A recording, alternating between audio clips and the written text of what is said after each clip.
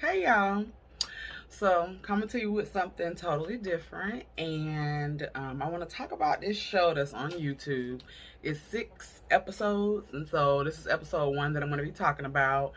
It's called Blue Therapy, and I just thought the show was real interesting. One is set in the UK, and I love the accents. So British people or people from the UK, overseas, I love their accents. So one, that was what drew me. And I think I saw the clip on the Shade Room or one of the blogger sites that I watch. And I was like, oh, where is this? I want to watch it, because it was like just a clip of one of the couples. So I said, I want to watch it. And then as I started thinking about what I wanted to do for my channel, whatever, I said, I'm going to talk about Blue Therapy. So we'll see how this goes. I'm going to review all 6 episodes. So I'm playing catch up at this point, basically. And I'm going to review all 6 episodes and post them. So I'm going to try to do some recording, and then post all of them. And even if it's after the 6th episode has aired, it's still going to be an interesting conversation. So we have 2 couples, Paul and Shoma. And I think I'm going to insert a clip just so that you can hear, their accents. Which now leaves me in a deficit of love. So there's neglect going on in our household. All right, so we literally just got here. Like, we haven't been here for 5 minutes. Choma's talking. And then the other couple is Deborah and Jamil. So what I'm going to do is basically just talk in each episode or each review. I'm going to talk about Paul and Shoma, all of their stuff, and then I'm going to talk about Deborah and Jamil, because when you watch the show, it does bounce back and forth between each couple. So there's the therapist. All of these couples are black. The therapist is white. Not that that really matters. I mean, maybe some stuff a black therapist might understand more when it comes to talking to black people, as far as like maybe their lingo or whatever, but I don't think it really matters that the therapist is white. Her name is Denise, and I love her too. She has the accent, and in some interactions that she had with Paul that we'll talk about over about their sessions, I love the way she gathered him and got him together. So I like Denise, the therapist. Paul, they've been together for 3 years now, and she says this is their last leg. Like, baby, if this therapy don't work, I'm done with you, honey. So the episode title is My Partner is Taking Fake It Till You Make It to a New Level. So what Shoma is saying, one, Paul is very image consumed and conscious. Like, he's worried about what other people got to say about him and them as a couple. That he likes to go out with his friends, and she'll say that he'll spend like $10K on a table. Bruh, where are you getting that kind of money from? Because I need to know what it is that you do. I ain't gonna be spending $10K on no table, but can I get what you're doing so that you can make the $10K just to spend it on a table? And then she said he has to work real hard to make the bag back, and as a result, he's not spending time with her because he just went out with his homies and these people who he's trying to impress, who she says that financially he does not compete with those people, but he's trying to impress them by spending money that he really can't spend. So he is talking about wanting to save, but he's the one doing the most spending, and Shoma feel like she's suffering for no reason. She says that that them coming to therapy on the camera, she thought that would be a good idea. He feels like they should go to church. He's like, he don't understand why they're there. That basically he's not invested in the therapy at all. Not even that he said if we was gonna go to therapy and it was off camera that he could do that. He just feels like, this is a social experiment. And let me say that Shoma is on a reality show. So the Blue Therapy is on a YouTube channel called, I think, Centrl. I'll put a screenshot of their channel or whatever. But on that channel, they have other shows. So this, not just this Blue Therapy show, but they also have like kind of a guys versus girls kind of chat show where they kind of debating topics and stuff, and I think they also have some reality shows or whatever, and she's on one of those other shows that's on that channel. All right, so also Sherman just was saying, like, in terms of him working, some of the stuff that he's doing is not like working. He's out at like clubbing with his friends and at casinos, and she feels like it's time that he could be spending with her. Now, where she had got on my nerves in the conversation that they were having with Denise is she would say, like, you know how you'll say, if you don't do this, then I'm gonna do whatever, but that's not a threat.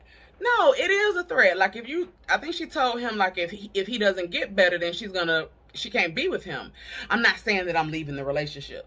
No, you are saying that you're leaving the relationship. Like, you know, I think that in a conversation, when you're talking to people, whether that's family or a lover or whatever, like, it's okay to, like, just allow it to be a period. You don't have to put a footnote on it or nothing like that to try to make it like, oh, but I really don't mean that. Like, don't, you know, I said that, but don't put as much weight on it. No.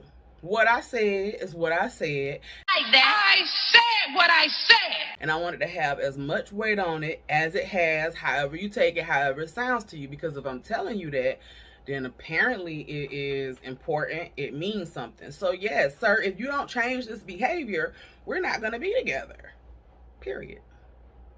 Hard stop. And you can feel threatened by that, you know, or you can say, you know what, I don't want you to go, so I'm gonna do what I need to do. So they were talking about his work and stuff like that, and it started to sound like he was like an assistant to these people that he's working for. He kept saying, you know, I'm servicing my clients. We did find out that Paul is in IT, and that he also, according to him, works with a lot of high-end people who, you know, I guess make a lot of money, and he helps them out as far as, I guess, if they're coming into town. And he just kept saying servicing them.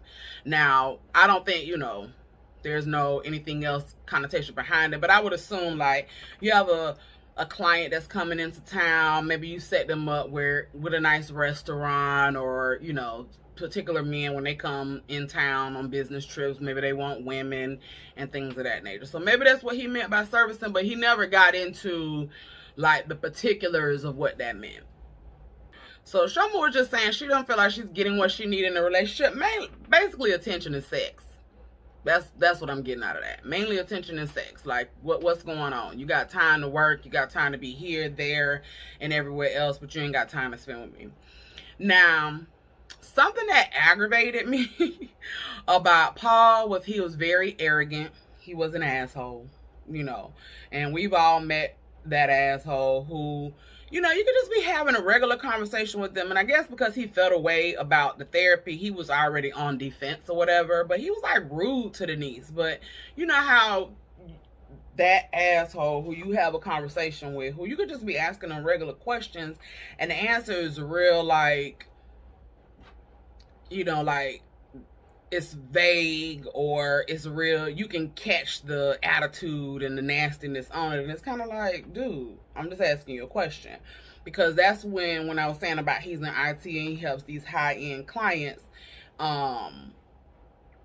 she asked him what did he do, because Shoma is saying, like, I'm not getting the attention and the time that I want, and she was asking him what does he do, and he was kind of like, you know, what does that have to do with anything? I don't really want to answer that question. And she just was trying to get an idea of if his job really would, I guess, allow him to give Shoma the time and the attention that she's saying that she's not getting from him. And that's when he talked about, you know, them being high-end people. Let me see about, because I wrote down in my notes what he said, and he said he works with high net worth or influencers. He gives them nutritional workout plans. He also has the IT business. Now the stupid thing that came up for me, well, one, not the stupid thing. Before I say the stupid thing, the stupid thing, but what led into the stupid thing was them saying that, you know, Shoma was saying, well, when we first started dating, we had things in common. Like, I don't even know who this guy is here. You know, we went on dates, we had conversations. It was, you know, it was all good. And he gonna say, yeah, you used to like Burna Boy, now you like Wizkid. You changed. What? What? Bro, what are you talking about, man? So, because not because we used to go on dates and you don't take me on dates no more. Not that we used to have conversations and we don't have any conversations anymore. Not that, you know, we did couple things and we don't do those couple things anymore, but you no longer like Burna Boy. I was like, bruh, you are, see, what I noticed about even in that conversation is he's a deflector. Like, I'm talking about overall, or she's talking about overall, we don't have things in common anymore, or it seems like we don't have things in common like we used to do, or like to do things together. And you talking about me not liking one musical artist over another, which, you know, she did say, I did listen to Burna Boy more, you know, I guess earlier on in their relationship, but now she listens to Wizkid. She still likes Burna Boy, but that, I don't think that, come on now, that's not a change in a person that you would say in my relationship, that's a big deal. So at one point, Denise asked him what was the last loving thing that he did, well, that they did for each other. And he didn't want to talk about that. He got all defensive, and that actually was when she asked him like about what he did and how he was being real rude to her. Like, he was being rude to Denise to the point that he was like, how do you think you're doing so far? Like, asking her how well did she think she was doing in their therapy session so far? Like, have you given us some answers? And what is your, I work in numbers, what is your number of success rate? And so Denise just let him know, one, I'm not here to give you answers. I'm here to allow you all to have the conversation that you haven't been having. And then two, I don't deal in numbers. I deal in, you know, basically she has the conversation with people and people come back and they talk about how their therapy session helped them. That's what she deals in. Like, she just let him know, no, you ain't running nothing in here. Don't come in here with that, you know, how that man aggression. Like, I get that sometimes, like when I take supervisor calls on my job, you talk to a man that's, he just think he know everything. It's like his attitude already and talking to you is nasty, and you have to handle them kind of men in a certain kind of way and really like give them a little push to let them know, hey, I ain't no punk bitch. I'm not a punk bitch. Don't come at me like that. Don't be doing all of that with me. We can have this conversation. I can help you, or we can talk or whatever, but don't bring that over here. You might do that with other people outside of this conversation, but not in this one. And I really liked how Denise, she wasn't nasty when she shut him down, but she just let him know point blank and firmly, I am who I am. One, you came to see me. You know, even if you don't want to be here, you and your lady came to see me. And I'll let you talking about, she probably was in her mind also, and probably on her little notepad writing down like, he deflecting, like he just trying to find something else to talk on. So Denise brought the question back around, like, what is a loving thing that you all do? And so Paul brought up something that was interesting. I don't think, to me, it answered the question that Denise asked, but I thought it was something very interesting. I want to get y'all's opinion on it. So he said that what they do is every 28 days they have a couples review, and that's what he called it. And what they do is, I don't know if they're going to dinner or whatever, but basically they sit down and they are talking about their targets, their goals, their plans, individually and collectively. So individually, what are your goals and targets and plans for yourself, and then for us as a couple? And, you know, they see if they've hit whatever targets they needed to hit, or if they you know, if you, basically he was saying if she hasn't done something that she needs to do in her that we talked about in a previous couples review, then he's basically like trying to be on her and be like, you know, well, what do you need? Do you need any help with it, or do you need me to, or just basically to push her to do it and get it completed.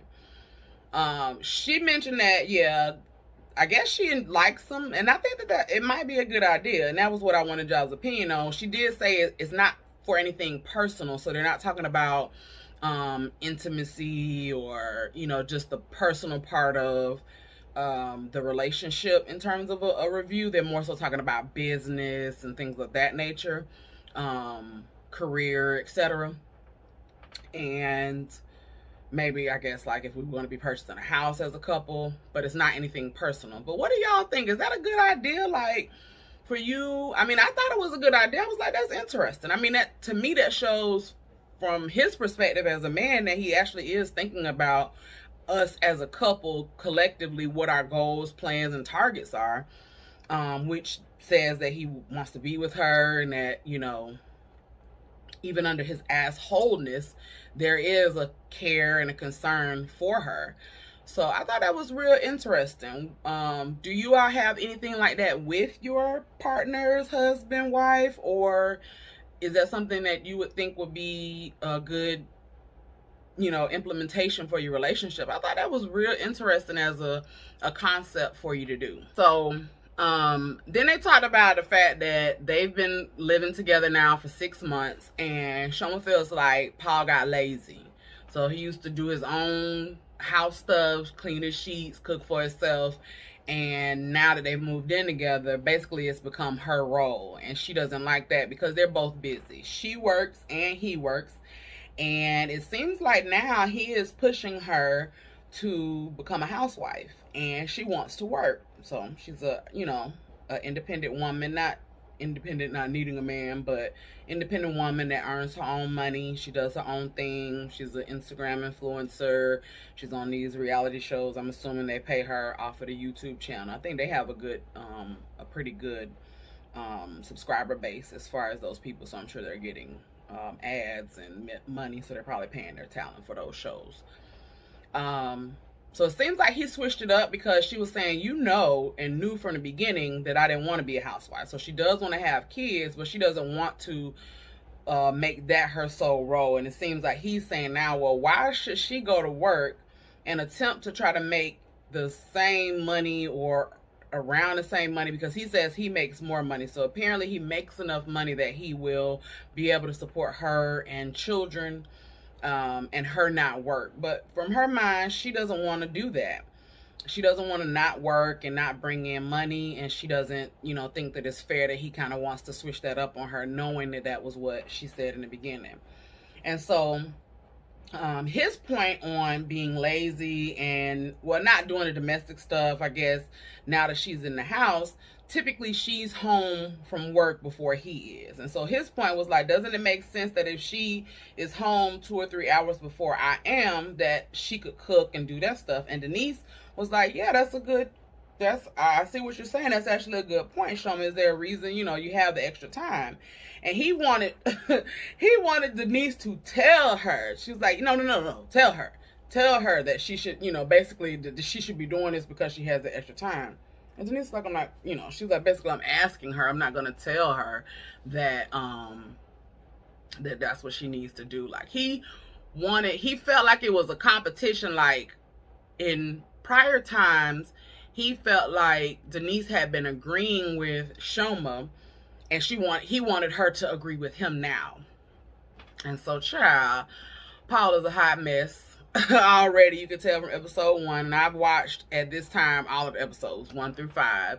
Paul is a mess, and he's gonna continue to be a mess. And it's, yeah, I don't know, Paul, but Shoma, child, get it together. I'm just trying to make sure in my notes if I got everything. Yeah, that's everything on them. All right, child. Deborah and Jamel. So what I got from these two and watching them just over the episodes that I've watched, but even from this episode 1, she is a bit immature, and he on some bull. And it's only in certain areas I feel like she's immature, because some of her stuff was valid. So, Deborah and Jamel, they've been together a year, and this is her first official relationship. So she's never been in a relationship with any other guy. I'm gonna look and see if I can figure out how old they are. Both Shoma and Paul and Deborah and Jamel. And this is his fourth relationship. He says that he hopes that it is his last. She says she works a 9 to 5. They didn't really talk about exactly like what she does, but Jamel does fitness. And so actually part of her issue with Jamel was like proven in the therapy session, because he was late. He had not called her and said he was going to be late or why he was being late. And he, showed up, of course, but was late nonetheless. He said that he ran into some traffic, whatever. But at least you could have, if you ran into traffic, that means at some point you had the ability to call or text her and say, hey, I'm running late. Let the therapist know I'm sorry. I'm in traffic, X, Y, and Z. And that is part of her problem, that he either doesn't keep plans or he's always late, and he never calls and gives a heads up and say, hey, I'm gonna be late. Or when he is late and she's like, well, what happened? Why didn't you get here, on time like we scheduled? He doesn't have a reason why he was late, or doesn't want to talk about the reason why he was late. A big part of their issue is his phone and social media. So she says that he is obsessed with Clubhouse, that he will sometimes have Clubhouse, like when they're doing their, interaction as a couple, like they're FaceTiming, he will have her on his MacBook so that he can have Clubhouse, I guess, on his phone. And so he'll have that playing in the background. And he was saying, well, it's just like watching a podcast. And she was like, no, because you're always on stage. You're always on stage performing, talking, etc.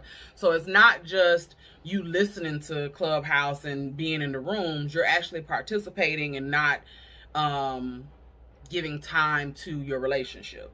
Deborah was saying how they have gone from spending time together 3 times out of the week to 1 time every 2 weeks. And that even the last time they had a date planned, he canceled it at the last minute because he double booked, and that he does that a lot. And he was explaining that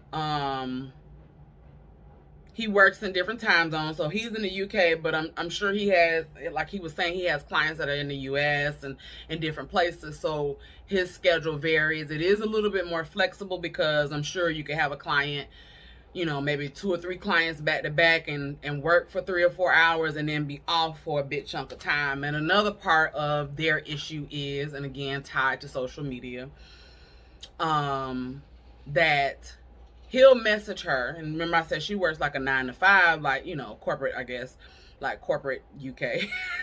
Can't be corporate America, I guess she don't live in America, but she works in the corporate world, and she may be in meetings or busy and not able to message him back. And so when she'll message him back, it might be, a few hours later. He will not message her back for 2 or 3 hours. She'll see that he's active on social media. You know how you can tell somebody's available online on their social media, maybe through your IG Messenger or your Facebook Messenger, but he will not respond. And she'll double text him like, hey, did you see me? And that's such a woman thing. Like, nigga, I see you online. Do you see me messaging you? I know you see me messaging you, because I know you on your phone. So don't I know that notification came through. So that was part of her problem with Jamel, as far as the social media, and basically like it taken away from their time, and that basically he was being petty, and he was, like, and to me that's unfair. Like, if I have to be, as a girlfriend, flexible with your schedule because it's so up and down, because of what your profession is, you got to also understand that my schedule is restrictive as a person that works in corporate America, or in the corporate world. Like, I'm still working just a regular job. So if I got a meeting from 1 to 2, And if I'm the person presenting in that meeting, or I have to, and I can say this person for my job is like, that's my focus. Like if I'm in that meeting and this is what sometimes you can text and get away with it, but sometimes you have to be focused, and you in that meeting is something so important to your job that your phone is not even there. You know what I mean? It's like what the job is, what the meeting is, what the conversation is what's most important. And he was being real petty to wait all that time to respond back when you know you available. Even if you was busy in the moment that she texted you back, within a 2-hour space, my nigga, you had time. You was playing. So I thought, she brought that up and said he was being petty, but I was like, yeah, that's real petty. Like, what her work situation is. You all know what your work situation is. So don't do that. That would aggravate me. That would aggravate me so bad. That would aggravate me, and I would want to slap you whenever I saw you. The other thing that I was kind of like, about Jamel was when Deborah was saying, hey, we didn't spend time together and it's not cool. He was like, it wasn't a big deal.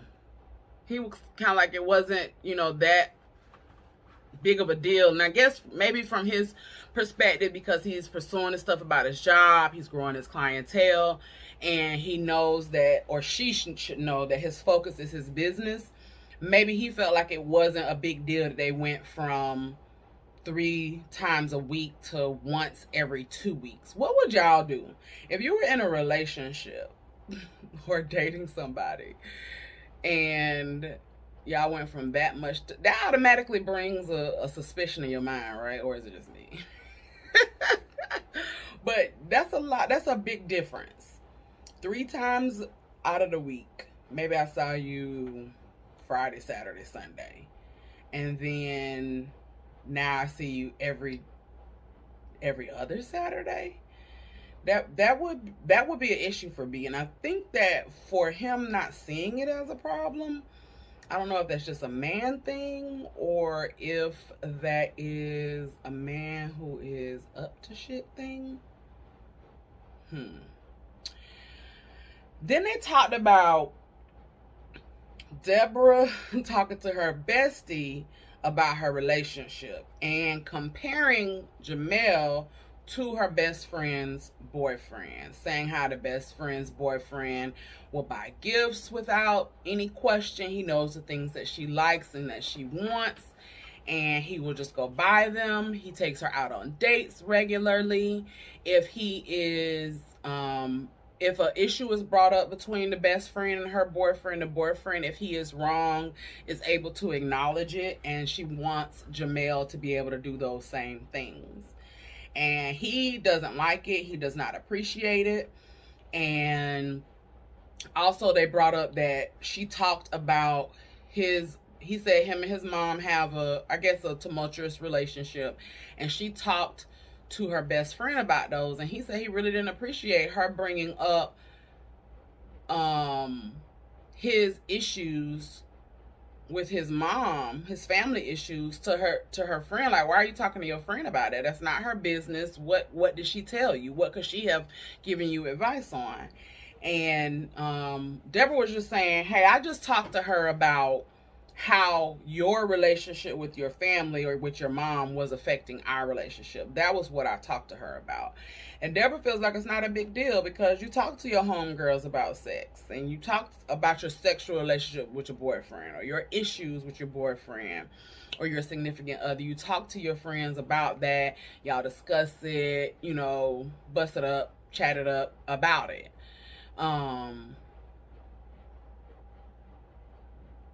But the only thing that I didn't understand was, yes, we talked to our friends about it, but it's not a good idea to say to your man, oh, my homegirl's boyfriend does X, Y, and Z. Like, no man don't want to hear that. He don't want to hear how another man is doing in his relationship. He like, what does that have to do with us? That ain't our relationship. What you telling me about what he doing? So I think that for Deborah, I think that was probably the part of her immaturity that I saw And that kind of aggravated me a little bit with her, because it was like, okay, that's fine if you're talking to your girlfriend, but for you to outright say to your man, you know, you're not doing these things, but my homegirl's boyfriend is, and you should try to be like him. Girl, bye. Deborah says Jamel don't buy her no gifts, no chocolates, no flowers, no purses, no nothing. He don't do nothing. And so she said, this was so funny to me. She said, he knows that my love language is gifts and quality time. And in his confessional, because that's how they did it there. I didn't say that initially, but how they did it, they were on the couch in the room with Denise, and then there were also, just like you get with a reality show, there were confessionals. So in his little side confessional, he said, yeah, she being real wishy-washy with this love language. One minute it's gifts, and 1 minute it's quality time. And he was like, well, I wish she just would stick more so with the quality time. I was like, yeah, you ain't got no money. Is that what it is? You want the quality time because you ain't got to spend no money on it? But very interesting.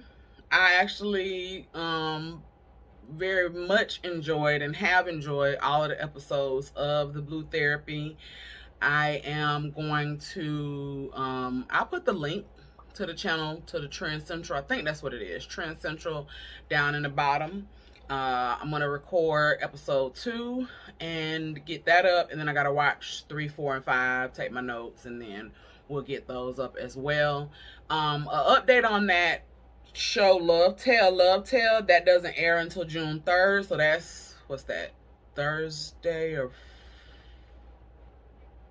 one of those, Thursday or Friday. So that'll be when that first episode comes out. So we'll be right on track with that one. And I think that one's going to be real good. It also has Rotimi. If you saw in my other video about my haircut, I said somebody else was in the show. Rotimi, that used to be on Power, was in there. So I think this is going to be a real interesting show. And thank y'all for watching. Be sure to like, comment, subscribe, and share. I'll holla. Peace!